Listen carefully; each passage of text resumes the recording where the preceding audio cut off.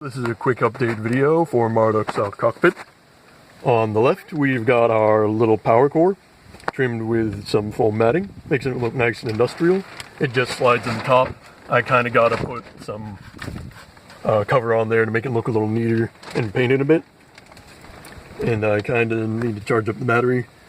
And here we have the stick shift or transmission shift or whatever. I've got a nice little top for that, so it looks a little more intuitive.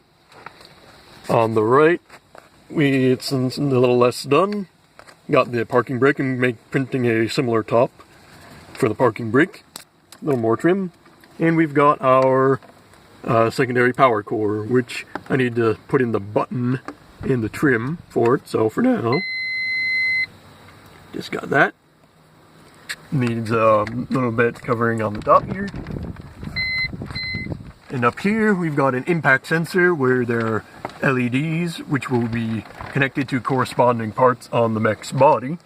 So whenever they're hit, they'll light up, so you have a general idea on what's going on.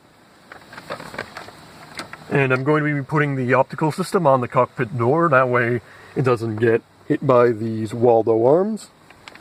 And down here, we've got a floor with the steering L bracket thingies that needs to be used while the mech is in motion. And you just pull this one forward and it will steer right. Pull this one forward and it will steer left. But that is all for today, so until next time, bye-bye.